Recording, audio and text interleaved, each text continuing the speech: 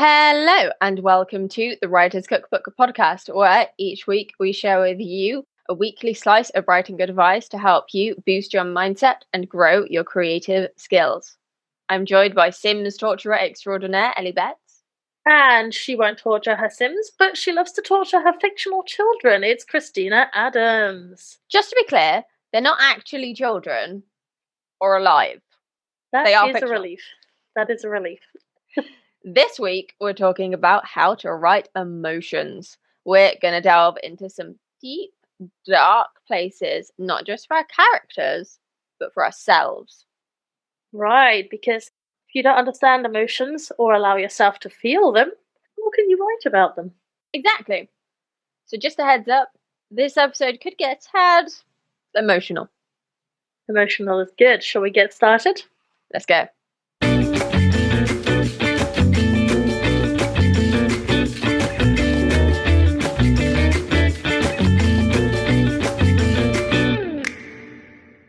If you find the advice in the Writer's Cookbook podcast inspiring and want to support its creation and continuation, head to writerscookbook.com/support. Each episode takes about a day to produce when we factor in all the research, planning, recording, editing, and transcribing.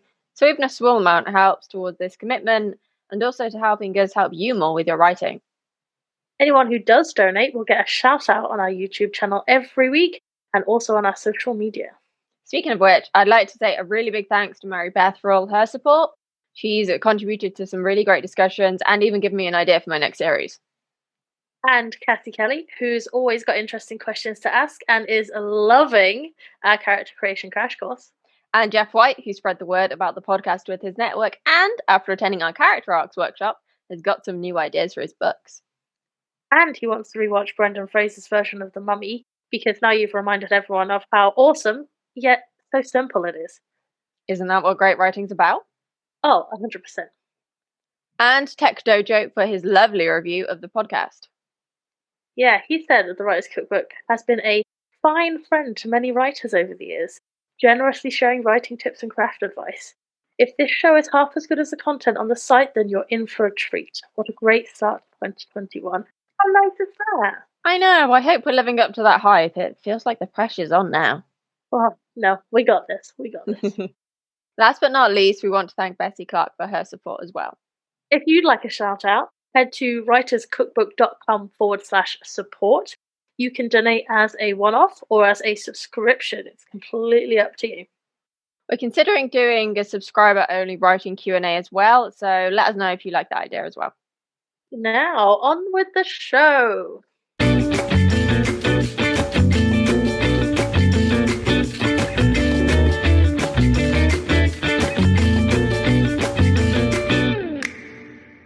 So, emotions. Why are emotions important in writing? When you've got stronger emotions in writing, it helps you to form a deeper emotional connection with your reader, which in turn means they're more likely to keep reading. Oh yeah, we want them to give a crap, right? What Exactly. happens if we don't include emotions? It can make your characters seem really bland and detached, not in like a depressed or a psychopathic kind of way, but in a kind of making your reader fall asleep because this person is really dull and basically talking in a monotone kind of way. No, we can't have that. So, how can we add more emotions into our writing? Something that I think is worth remembering is to not be afraid of adverbs.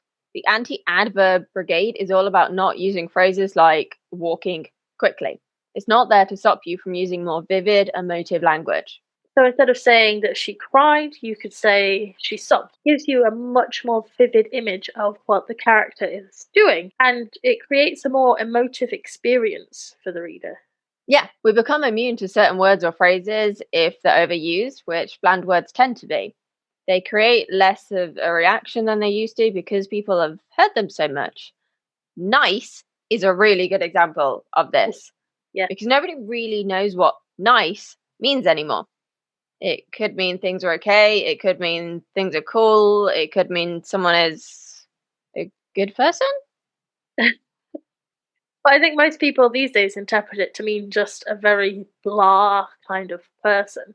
It used to be a compliment to call people nice, but now it means that you have the personality of a beige wall. Yeah, instead of saying someone is a nice person, you could show how they helped your main character with a particular problem that they had. Or even better, show them helping your main character with that problem. This then adds much more depth to their relationship and gets the reader more involved in that relationship. So they're going to be more invested in what happens between them, regardless of whether or not it's good or bad. Ah, I like that idea. So they aren't just generically nice, they did a nice thing for reasons that will make up more of their personality. And that way, the audience comes to their own conclusion that they're nice because they have those examples to back it up, even if it's subconscious. Yeah, specificity makes a really big difference. Like, a pet hate of mine is when people say that a character is in pain. There are so many words out there to describe pain that saying someone is in pain doesn't actually mean anything. We know it's negative, but that's it. Particularly in the modern world, when you've got people with mental health issues and physical health issues or chronic health issues, the types of pain they experience will be very different depending on what those conditions are. And if you're trying to portray them accurately, which as a writer you should, you need to be specific in how you talk about it. So, regardless of whether you're dealing with mental or physical pain, there is a sliding scale of the types of pain people can experience. There is not a one size fits all kind of description for that. And it's very subjective too, and how people experience pain depending on their previous experiences. So, you want to describe it in more depth so the reader doesn't just picture it, they feel it too, right? Precisely. One of the ways I describe my fibromyalgia pain is to say that it feels like poison is coursing through my veins. And I hope that's a vivid enough image for people who don't know what fibromyalgia is to know what it feels like. That is a very vivid image and a very terrifying image, actually, that you have to deal with that on a regular basis. I cannot imagine having to live with that. But if I were to read that, if I were to read that the character feels like poison is coursing through their veins, I would have some idea of what they're going through. Yeah, exactly. Another example that I use is that my legs can feel so heavy, it's like they're made of lead, and it takes all of my energy just to move them and put one foot in front of the other. Again, though, that's a really vivid image. And even if you've never had that exact experience, I can empathize with that. I can imagine what that might feel like. It's easier then for, like you say, readers to imagine that as well. So even when it comes to describing emotional pain, just saying emotional pain is both very boring and is not going to create a vivid image in the reader's head. But if we can make them feel what the character is feeling, we need to go into much more depth to do that. Yeah, two of my favorite authors who do this are Denise Grover Swank and Rochelle Mead. They really, really get inside their characters' heads, and because of that, you're really with them for this whole journey. I'm in Denise Grover Swank's reader fan group on Facebook, and there's so many people who are so emotionally invested in their characters, and it is amazing to see. Like, they're sharing memes that remind them of the characters, and they're talking about how much they can't wait for the next book and how they're really rooting for Rose even though all these horrible things have happened to her, but they're also partially rooting for Rose because these things have happened to her. And so Denise had to be utterly evil to Rose and explain it in a very specific way for readers to have such a powerful reaction. You know, you feel happy when their characters are happy, you're crying when those characters are crying, you're laughing when they're laughing, you're flirting when they're flirting, and all of this really adds up to enhance that emotional connection between character and reader. I guess it's not just about using vivid language, although obviously we've established that's very important. It's also about the depths you go into when describing these things. Say you're writing about a character's breakup. You want to be talking about the emotional pain that that character is going through in terms of both physical manifestations of it and what they're doing, but also how they feel. The questions that are going through their head because they're asking themselves if they've done something wrong, wondering how they're going to live their life without that person, wondering what the future is going to look like without this person, or maybe something much more immediate, like maybe they wanted to throw their lamp at the person's head, for instance. We've all been there. You want to really get down to the nuts and bolts of what they're feeling, which is something that a lot of writers, particularly newbie ones who then spend a fortune on editing because their characters lack depth, don't do. Why do you think that is? Quite often it's because these people haven't dealt with their own emotional pain, so they don't know what it feels like for their characters. If you haven't dealt with your own emotional issues, then you'll find writing emotional scenes, particularly really draining ones where someone is angry or upset and you really, really want to get that through to your reader. You're going to struggle to write them because you don't actually know what they feel like when you allow yourself to sit in that emotion. I'm not necessarily talking about festering in it until it destroys you, but kind of accepting and going, okay, I feel this way at the moment. Why do I feel this way? How can I articulate this to other people? How can I move on from this? That kind of sitting in it. The kind of self That, awareness that you need. that's so important, and that's the angle we're pushing today, isn't it? Is that if you can't deal with your own emotions, how do you expect to be able to write them well for your characters? So, what is the solution? Writing. I thought you might say that. But, as we said, specificity is key. What kind of writing? So there's a technique that I adore, and it's called expressive writing. And this allows you to get out all of those pent up issues that you have and may not even realize are actually there. Yes, I think you have mentioned expressive writing once or twice. For anyone listening who doesn't know, then, what is expressive writing? So it's where you word vomit onto the page about how you feel about something.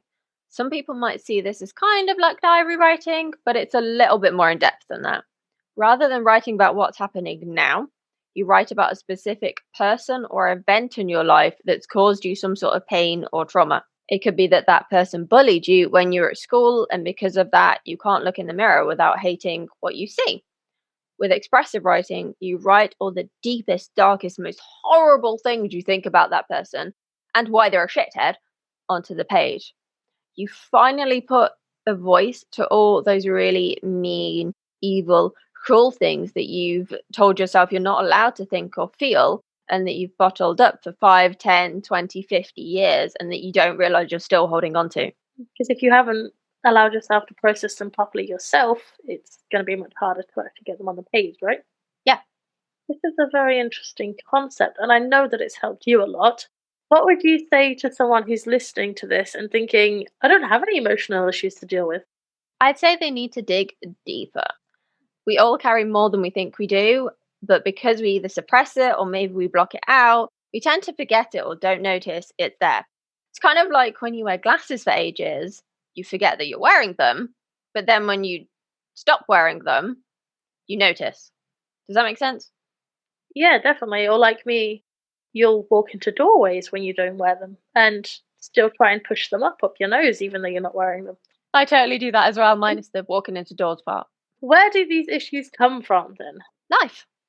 We No? bottle it up because maybe it was our sister that bullied us, and we feel guilty saying that she's a selfish cow who's better off over the other side of the world because society tells us she's our sister and we're supposed to love her till infinity just because she's a blood relative. And so we suppress those emotions because we're told that it's unacceptable to feel them, but then they build up and they build up, and maybe she does more and more things that make you resent her. And because you can't express that, it causes a lot of issues in terms of expressing your anger in other ways, or maybe in terms of expressing your hurt, and it can manifest in a lot of different ways as well. That sounds incredibly painful, physically, mentally, I mean. But you're right. I mean, we force ourselves to feel certain ways sometimes and not process those emotions properly. So I totally get that. What else would you say about this? Well, we may not feel entitled to be hurt by something when there's so much else going on in the world, particularly now, or we may feel like other people are going through so called more or worse pain. But it's perspective. It's not a competition, is it? There's no reason to make it a competition. Yeah, exactly. It's about accepting your own experience and knowing, like you say, it's not a competition. It's not right or wrong. It is how you feel. You can't change that if you're constantly running away from it. It's really scary to unleash all of this, particularly if you've been bottling up something very painful or you've been bottling it up for a long time. But it's not about fixing problems, it's about acknowledging our emotions. Interesting. Why would you say it's about acknowledging and not necessarily fixing? Because not everything can be fixed, and that's why we tend to bottle up things that can't be fixed or we think can't be fixed. And that's what leads to all these pent up emotions and all sorts of health issues as well. But tools like expressive writing, when you are totally honest, not honest, we're using air quotes a lot in this episode. I love a good air quote. I know, they feel very appropriate this episode, but that real honesty where you tap into those deep, deep places in your heart and your soul that you are afraid to go to can free you from a lot of depression, anxiety, and even chronic physical pain. That's quite impressive for what sounds like a very simple exercise. I know, right? Without going into too much detail about how it affects chronic pain, because this isn't, a pain podcast or a science podcast or anything, I will say that physical and emotional pain are processed in the same part of the brain, which means if you try to suppress one, or you don't deal with one properly, it often triggers the other. Of course, like people with depression or stress or anxiety often get random aches and pains in their joints and they can't work out why. Which becomes a vicious circle because you get more anxious or stressed about the fact that you've got this pain and you don't know what's causing it. So you catastrophize and think like maybe you've got a brain tumor or you're going to need your leg amputated or something. And then you end up in more emotional pain and in more physical pain because you're obsessing over the pain and it almost becomes addictive. Yeah, when in actual fact, your mind is just trying to warn you to either slow down or put the brakes on in the only way that it knows how to tell you, which is by manifesting in a physical way. While I'm by no means an expert in this, the curable treatment program that I've been working through to deal with my fibromyalgia and chronic fatigue syndrome is based on this concept. And through using its tools, which include expressive writing and kind of other stuff to help reprogram your brain, I've gone from barely being able to get out of bed to being able to walk Millie again. I've come off quite nasty pain medication as well. And I'm infinitely better physically and emotionally than I was, a year, 15 months ago when I thought my life was pretty much over. You can really see that though. And I know not you don't share it with everybody, but from my point of view, I can really see the difference it's made to you. And I know how hard it's been. It's not an easy thing to do to process all of that and get to this point. It takes a lot of work. Yeah, and it is really scary, but it doesn't mean that it's not something that doesn't reap huge benefits. I speak to a lot of people and they tell me they don't have emotional issues, and then they do one or two expressive writing exercises, whether that's a Dear X letter or they write about how a particular life event made them feel or how they feel about even just the state of the world at the moment, which, let's face it, is fucking scary. And they turn to me at the end and go, "Oh my God, I had no idea I was carrying all of this around." We suppress a lot of it because we don't know how to deal with it. And we don't tap into our subconscious enough, I don't think. Yeah, a lot of people lack the self awareness to even approach these tests, I think, or refuse to have the self awareness because it's difficult. Would you say that expressive writing is the best way to tap into our subconscious? It certainly is for me, and I've heard a lot of success stories from people who have done it on a regular basis and overcome significant physical and mental health issues. And I think the really best bit about expressive writing is that because you destroy it at the end, you don't save it for posterity or anything. It's really liberating because no one's ever going to know what you said. No, write it all down and then set it on fire. Yeah, if it's on paper, but make sure you set it on fire somewhere safe. I tend to type because it's faster for me, but hitting the close button at the end is still very satisfying because it's symbolic of, okay, I've expressed these things, but now I'm moving on. That's so good. A lot of our listeners might be familiar with free writing for their stories. Would you say expressive writing is like free writing on steroids, perhaps? Yeah, but it's much more self centered. It gives you that chance to look inwards and be really honest with yourself. And I'll be honest with you, the best writers I've seen when it comes to emotion tend to be the ones who are more self aware. I'm assuming because when you're self-aware, you've dealt with these issues. At least partially, yeah. You may not have dealt with all of them, but you will certainly know what these emotions feel like, which means you can express them in much more depth. And more importantly, you've come out the other side, or you're willing to find to the other side from these kind of exercises, which shows you're not afraid to face these emotions and go to those kind of dark places in your mind. That sound intimidating, though. It is. But we all have something that happened in our lives that we're not willing to confront. It could be one big event or several small ones that add up. And it's often a lot harder when it's small ones that add up because you don't necessarily notice that they're adding up to work against you. This was the issue I had, and it can take a lot longer to work through what's causing your depression or anxiety or chronic pain or all of these things and more because you can't pinpoint one particular thing that triggered it. And so you've got a lot of small boxes to unpack rather than one big box. Makes sense. I like that metaphor. But unpacking these things helps you to build the self-awareness, which means writing much more emotive characters that your reader will get far more attached to and come back for more. So compared to someone going through the motions who doesn't feel much. Yeah, the main thing that really puts me off a book is when a character is emotionally detached. And I don't mean that as a character trait. I mean, like, say someone has a family member or a love interest killed off in one chapter, and then the next chapter they've completely moved on and they're doing whatever, and there's no signs of the grief whatsoever. It's completely unrealistic.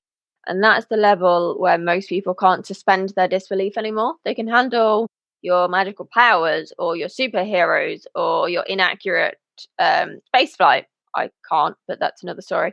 But when it comes to emotions, that's what grounds every single drama, every single story. There's really no such thing as too much emotion as I'm concerned, because they're really at the root of what makes your character more three dimensional.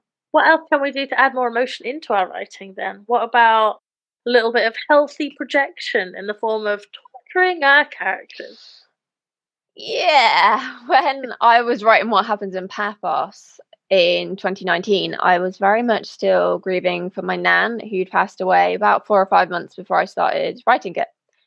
And I wanted to get the book out quickly because sales were doing amazingly, and I didn't want to lose the potential readership by waiting too long. So instead of thinking, I don't have a story, what am I supposed to do? I decided to channel what I was going through into my character. And the opening of the book is actually the main character talking at her nan's funeral, which is something that I also did.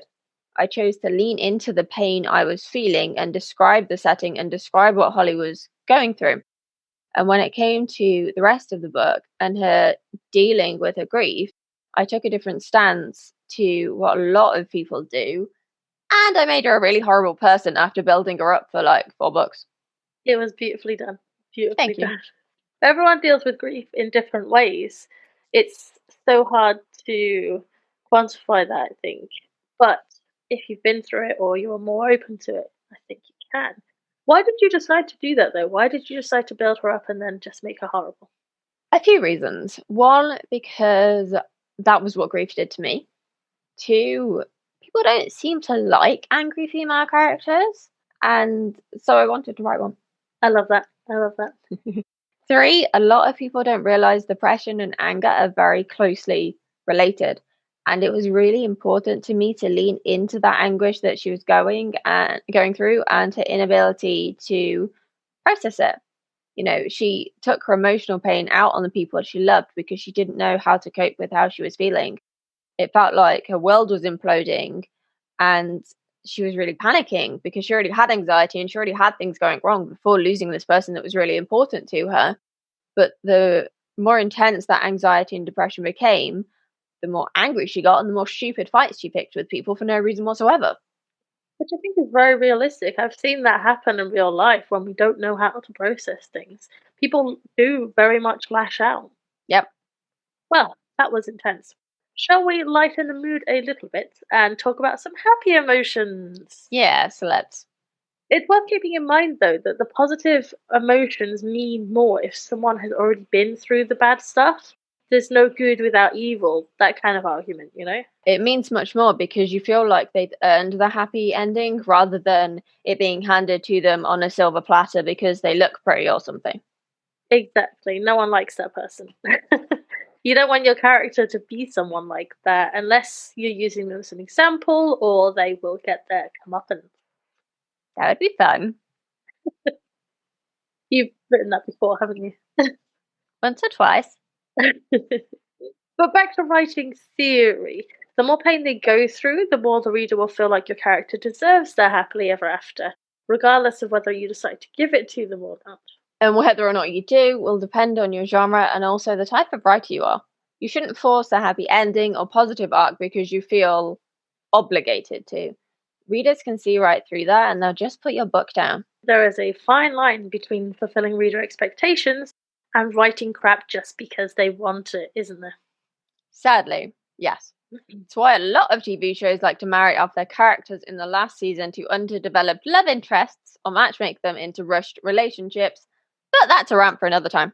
Yeah, we shouldn't go down that path. I'm looking at you, Sex and the City. Charmed. Big Bang Theory? Gossip Girl. We could go on like this for a while, couldn't we?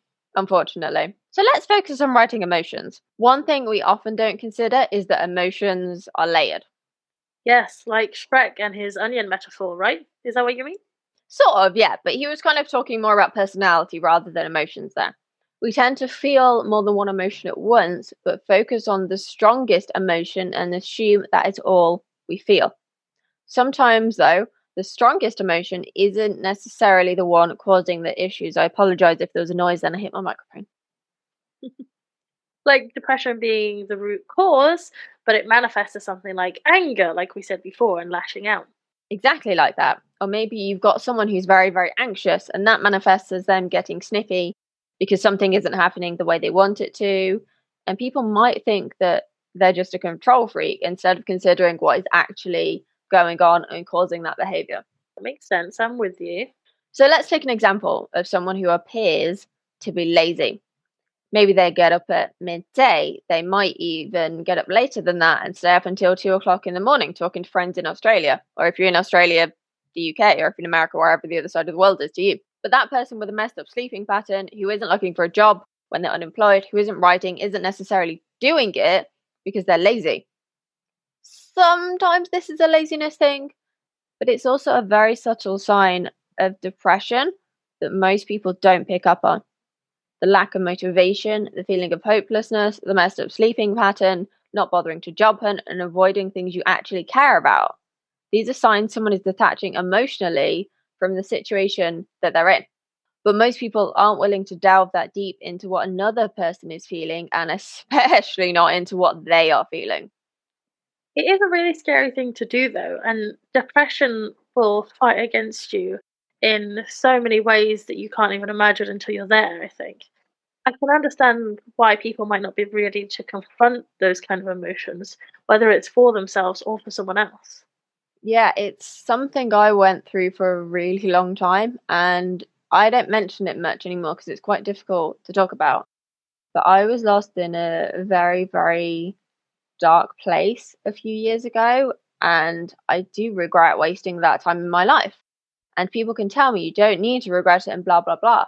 But there will always be that question in my head of what could have happened if I had gotten help sooner, if I'd faced my demons sooner. How much further ahead would I be in my career if I'd taken that leap at that time? I understand that it's really hard to shake the what ifs because there's so many different what ifs that pop into your mind, I think. Yeah, but I wasn't ready yet. I needed to have that moment, that event, that person, that whatever to push me. It was like your very real life inciting incident, right? The turning point, the beginning of your story. Yeah, it's a key part of the hero's journey for a reason. The hero has to be pushed out of their comfort zone in order for the story to begin. Because great stories are about a significant period of change. They're not about someone sitting in their room having not showered for a week because they feel shit. That's your starting point. But they need to be pushed away from doing that for your story to progress and for them to grow by the end of the story. And this is really effective regardless of genre, because the same thing happens in real life. The people who tend to stagnate and don't change tend to be the ones who have had the easiest life. They have parents they can fall back on financially. They have a well-paid job. They weren't raised to be ambitious. They were raised to accept life as it is. They weren't bullied at school. They come from a happy family. All these things add up to give you a much more stable life when you grow up. But small things like being bullied, your parents arguing a lot, your parents arguing with you a lot, these add up to create all these little events and emotions that we don't deal with, that we don't process, that we bottle up, and that end up haunting us until we're ready to face them, if we ever face them. Of course, yeah, that's so interesting. But all of that stuff we can use to add depth to our characters once we've worked through it ourselves. So ultimately, to write any emotion, good or bad, or even bittersweet, we have to deal with those emotions ourselves first. Yeah, we have to deal with them, but also learn the right language to express them as well. And I know you're going to say reading can help with that. It can. Reading literary fiction has been shown by multiple studies to make people more empathetic because it's more internal. Yeah, if you can get inside your character's head more, there's no reason you can't have the same impact. Precisely. In a 2014 study, they found participants who read a novel about a Muslim American woman were less likely to make assumptions about race than those who read the synopsis. Which shows the power of not just what you're saying, but how you're saying it. Precisely. Reading is probably going to help you with learning the language to explore your own emotions too. Because if you don't have the language to explore it, how can you face it? Exactly. Studies have shown men are more likely to lack the language to explore their emotions because they're not taught to express them. A few years ago, I remember watching a BBC Horizons show about this, and it showed gender differences between girls and boys as young as 7, and how the boys were starting to get frustrated because they couldn't express their emotions, and the girls, obviously they're 7, they're not the most emotionally aware, but they had a lot more language already to be able to talk about how they were feeling and what they were going through, and the gender differences between them were really starting to become ingrained. Crazy to think that that starts from the young as 7, isn't it? And just from the adults that are around them. Yeah, it was weird because the boys, some of them would lash out just when asked to do something girly, like playing with dolls. But by the end of the experiment, when they'd kind of gotten rid of all of these gender stereotypes and they were encouraging the teachers and the parents and the students to use all this gender neutral language, it made a massive difference in terms of the way the children behaved. And a lot of the boys that were misbehaving became much better behaved because they could talk about how they were feeling. That is fascinating. I wish I could watch that. Yeah, same. It was so good. I'll keep an eye out for it if it comes back. But there's bound to be other research on the same topic because it's not a new concept, you know? Of course. It is sad though, thinking about how all these pent up emotions lead to mental health issues and chronic pain and obviously crappy characters. It is, but I think the tide is slowly turning as more scientific research comes out showing the benefits of dealing with those deep, dark emotions and also having the right language to express our emotions and the benefits of things like reading fiction that does get inside your characters' heads. And I really also hope that sharing the journey I've been on will inspire some people as well, because it's hard now for me to say how dark of a place I was in a few years ago and even last year. You know, it's not a case of you go through one long dark night of the soul. It happens over and over throughout your life, but every time you experience that, it forces you to change again. And you can decide if that results in you going through a positive arc or if you end up going through a negative arc or even a circular one. It's entirely in your hands. I'm sure it will. I mean, I find what you do very inspiring most days, Thank you. to be fair. Thank you. What would you say to someone who knows they need to confront issues but is afraid to do so? What are you more afraid of? Facing your demons or getting hit by a car tomorrow and having never even tried to achieve anything? Okay, then, that's tough, but vivid. And we said vivid is the key, right? I get what you're saying, though. People like to put off dealing with these things because they don't see them as important. But that question helps us to work out what really is more important to us. Exactly. It's the question that helped propel me to work on what happens in New York back in 2016. And now I'm motivated to work through my curable treatment program because I want to do more than I currently do. And I know it will help me to do that. Because the only person you should be competing with is past you. Amen to that. And on that note, listeners, thank you for listening. If you do need any help with any of the issues discussed in today's episode, please, please get it.